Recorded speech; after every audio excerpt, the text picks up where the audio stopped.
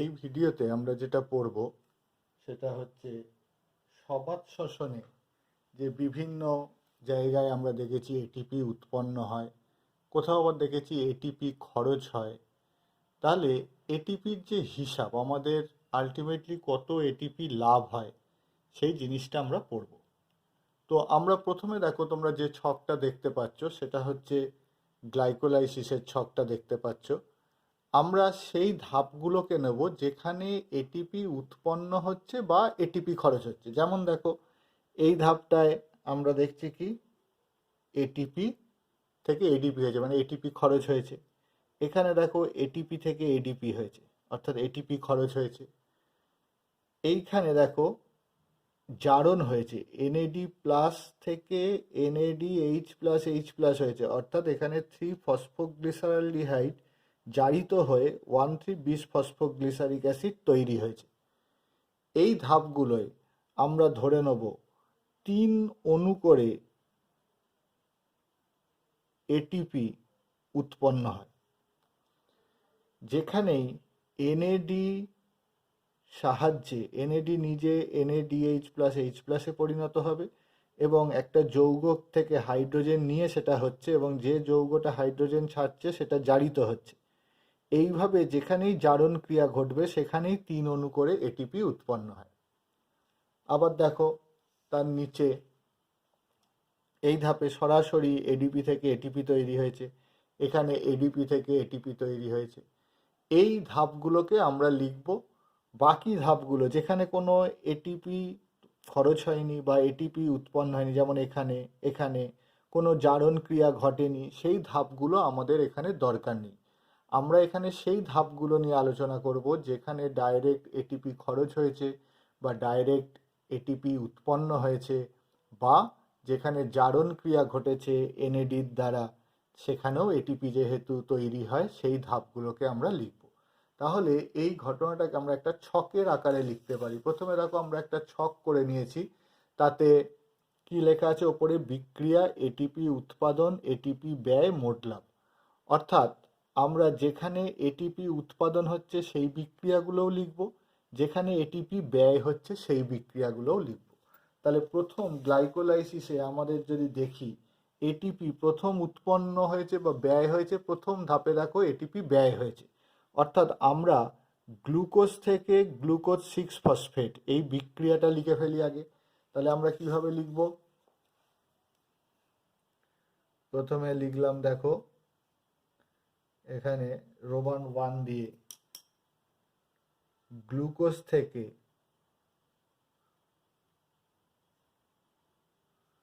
Glucose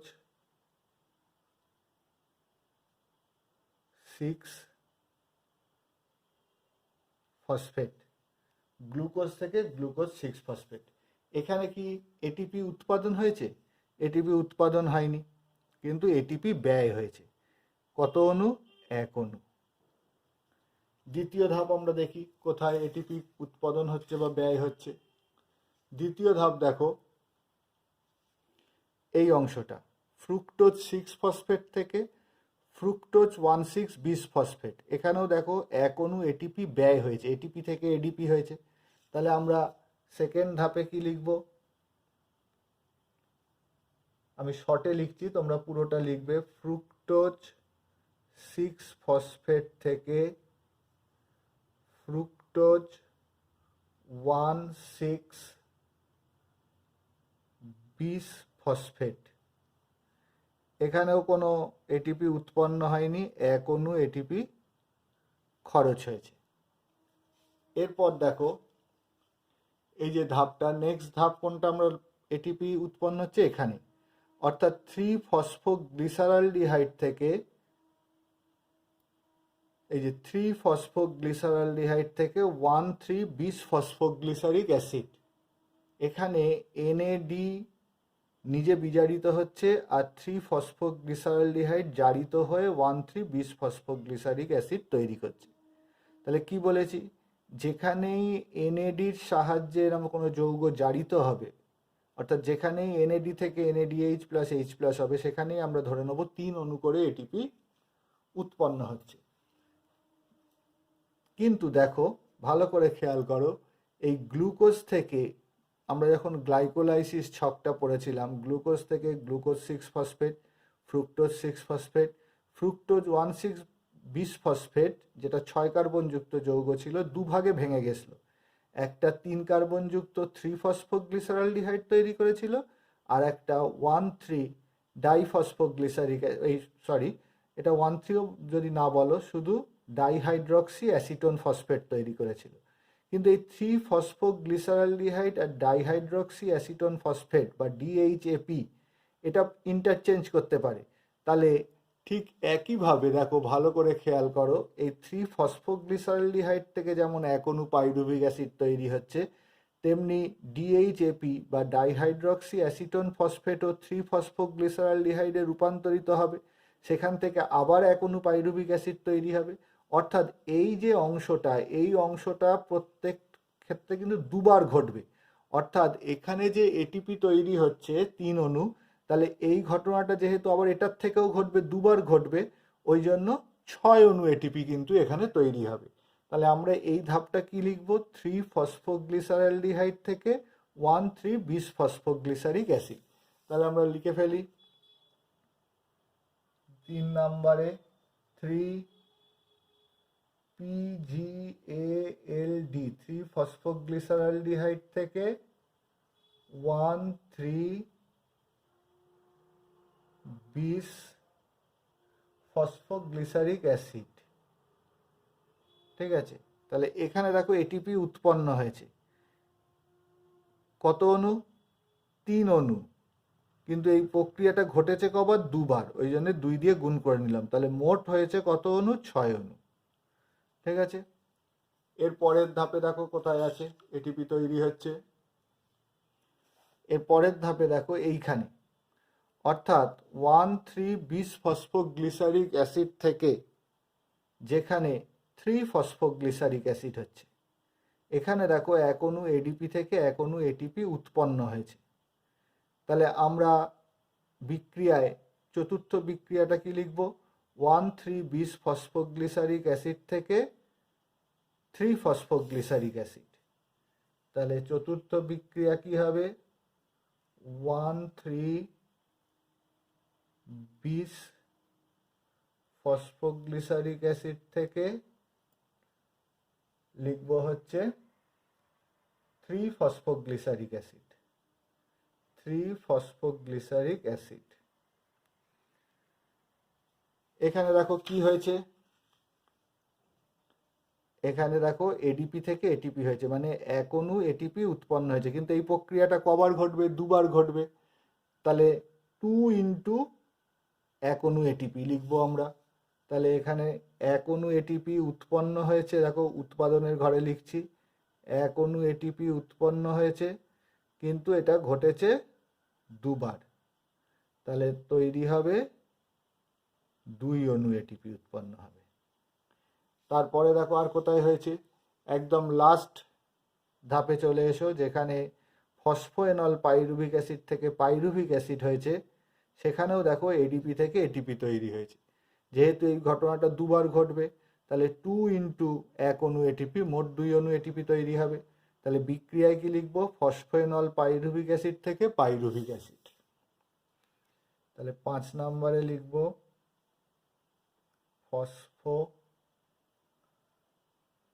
ফসফোএনল pyruvic acid থেকে pyruvic acid.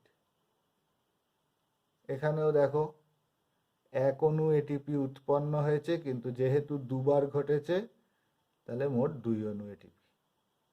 তাহলে মোট এটিপি উৎপাদন হয়েছে কত? গ্লাইকোলাইসিসে 6 2 8 আর 2 10 অণু, 10 অণু এটিপি। আর ব্যবহার হয়েছে দেখো, বা ব্যয় হয়েছে দেখো, 2 অণু এটিপি। তাহলে গ্লাইকোলাইসিস প্রক্রিয়ায় মোট লাভ হয়েছে 10 অণু এটিপি মাইনাস 2 অণু এটিপি করলে 8 অণু এটিপি মোট লাভ হয়েছে আমাদের গ্লাইকোলাইসিস প্রক্রিয়া। এরপর আমরা চলে আসছি পাইরুভিক অ্যাসিডের জারণ। পাইরুভিক অ্যাসিডের জারণ কোন অংশটাকে বলবো? ঠিক ক্রেবস চক্রের ওপরে যে অংশটা আমাদের ঘটেছিল, যে অংশটা দেখতে পেয়েছিলাম, দেখো ক্রেবস চক্রের যে ছবিটা দেখতে পাচ্ছি, এই ক্রেবস চক্রের একদম ওপরের অংশে যেখানে পাইরুভিক অ্যাসিড থেকে অ্যাসিটাইল কোয়ে, এই জায়গাটা পাইরুভিক অ্যাসিড থেকে অ্যাসিটাইল কোয়ে উৎপন্ন হয়েছে, সেই জায়গাটায় কিন্তু দেখো এনএডি থেকে এনএডিএইচ প্লাস এইচ প্লাস হয়েছে। তাহলে আমরা এখানে কি ধরে নেব? 3 অণু এটিপি তৈরি হয়েছে। তাহলে দেখো আমরা এখানে কি লিখব? বিক্রিয়ায় পাইরুভিক অ্যাসিড থেকে অ্যাসিটাইল কোয়ে। তাহলে আমরা এখানে লিখি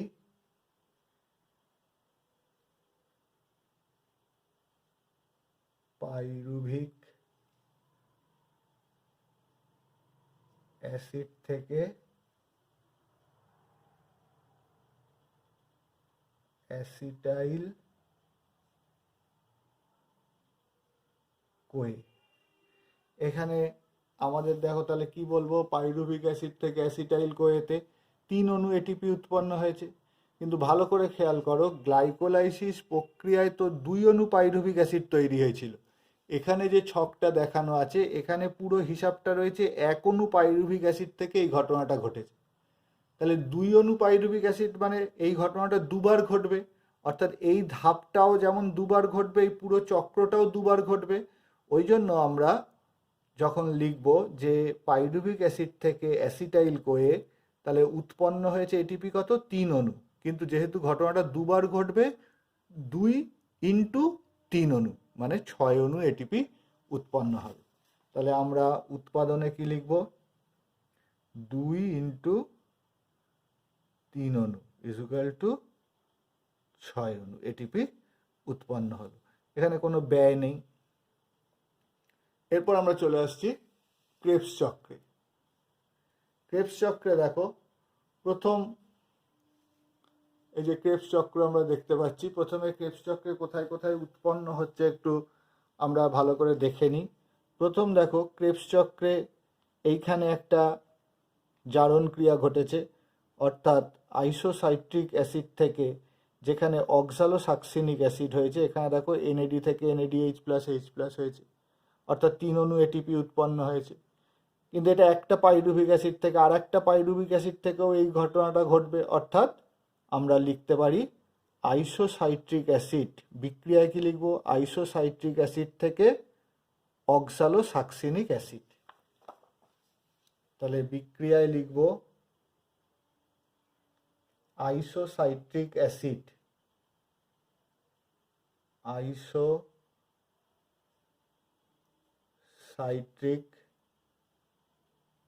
অ্যাসিড থেকে অক্সালোসাকসিনিক অ্যাসিড, অক্সালোসাকসিনিক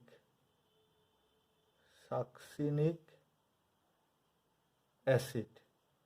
এখানে এনএডি থেকে এনএডিএইচ প্লাস এইচ প্লাস হয়েছে, মানে 3 অণু এটিপি উৎপন্ন হয়েছে। এটা একটা পাইরুভিক অ্যাসিড থেকে, দুটো পাইরুভিক অ্যাসিড আছে, 2 ইন্টু 3 ইজুগাল টু 6 অণু এটিপি উৎপন্ন হয়েছে, কোনো খরচ হয়নি এখানে। এরপর দেখো 2 নম্বর ধাপে চলে যাই আমরা। ক্রেবস চক্রের কোথায় দেখছি এটিপি উৎপন্ন হয়েছে বা খরচ হয়েছে বা এই জারণ ক্রিয়া ঘটেছে? এরপর দেখো এই ধাপে, অর্থাৎ আলফা কিটোগ্লুটারিক অ্যাসিড থেকে যেখানে সাকসেনিল কোয়ে হয়েছে, সেখানেও দেখো এনএডি থেকে এনএডিএইচ প্লাস এইচ প্লাস হয়েছে, মানে 3 অণু এটিপি উৎপন্ন হয়েছে। যেহেতু চক্রটা দুবার হবে, অর্থাৎ দুটো পাইরুভিক অ্যাসিড, এটা একটা পাইরুভিক অ্যাসিড থেকে একটা চক্র, যেহেতু আর একটা পাইরুভিক অ্যাসিড থেকে একই ঘটনা ঘটবে, তাহলে 2 ইন্টু 3 এখানেও আমরা লিখব 6 অণু। তাহলে 2 নম্বরে আমরা কোন ধাপ লিখব? Alpha keto glutaric acid, alpha keto glutaric acid, alpha ketoglutaric acid. এখান থেকে কি তৈরি হয়েছিল? সাকসিনিল কোয়ে।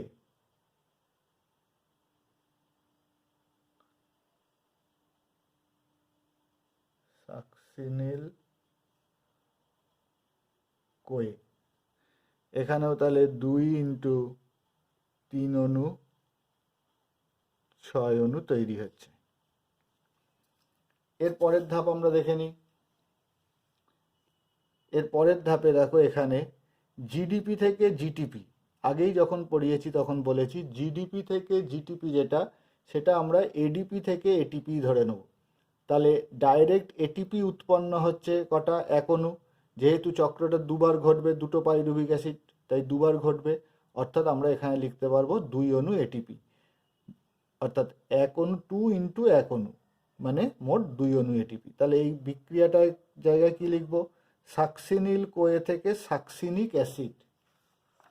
তাহলে 3 নম্বরে লিখবো সাকসিনিল কোয়ে থেকে সাকসিনিক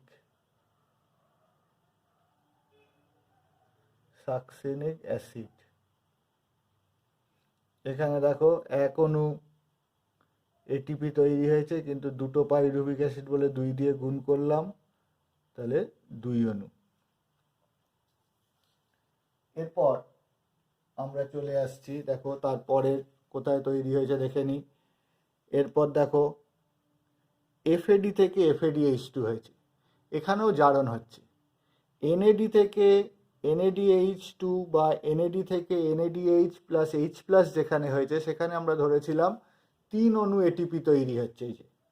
কিন্তু যেখানে এফএডি থেকে এফএডিএইচ2 হবে, অর্থাৎ এফএডির মাধ্যমে যেখানে জারণ হবে, সেখানে আমরা ধরবো 2 অণু করে এটিপি তৈরি হচ্ছে, 2 অণু করে এটিপি তৈরি হচ্ছে। তাহলে বিক্রিয়ায় কি লিখবো? সাকসিনিক অ্যাসিড থেকে ফিউমারিক অ্যাসিড, 2 অণু এটিপি। চক্রটা যেহেতু দুবার ঘটবে, তাহলে 2 × 2 4 অণু এটিপি। তাহলে আমরা বিক্রিয়ায় লিখে ফেলি 4 নম্বর পয়েন্ট দিয়ে, সাকসিনিক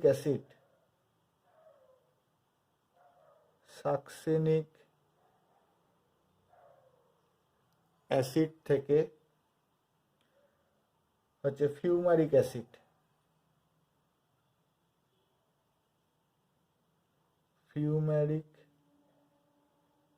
অ্যাসিড, এখানে আমরা ধরছি 2 অণু করে এটিপি তৈরি হচ্ছে, যেহেতু দুবার চক্রটা ঘটবে, 2 × 2 4 অণু এটিপি তৈরি হলো। 5 নম্বরে আমরা দেখি, এটাই লাস্ট স্টেপ। এখানে দেখো যেখানে ম্যালিক অ্যাসিড থেকে অক্সালো অ্যাসিটিক অ্যাসিড হচ্ছে, এখানেও NAD থেকে NADH+H+ হয়েছে, অর্থাৎ এখানেও 3 অণু এটিপি তৈরি হয়েছে। যেহেতু চক্রটা দুবার সম্পন্ন হচ্ছে, অর্থাৎ 2 × 3 = 6 অণু। তাহলে 5 নম্বর পয়েন্টে আমরা লিখব ম্যালিক অ্যাসিড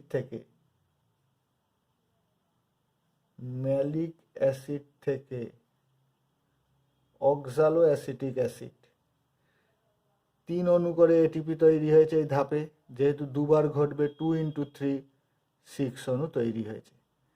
তাহলে দেখো পাইরুভিক অ্যাসিডের জারণে 6 অণু তৈরি হয়েছিল, কোনো খরচ হয়নি, ফলে মোট লাভ হয়েছিল 6 অণু এটিপি। আর এখানেও দেখো কোথাও খরচ হয়নি, টোটাল উৎপাদন হয়েছে কত আমরা দেখে নিই। 6 6 12 12 আর 18 19 20 আর 4 24 অণু এটিপি, কোনো খরচ হয়নি। তাহলে মোট লাভ কত হচ্ছে? 24 অণু। তাহলে টোটাল লাভ কত হলো? 24 6 30 আর 8 38 অণু। ঠিক আছে, তাহলে এই হলো আমাদের সবাত শ্বসনের এটিপির হিসাব।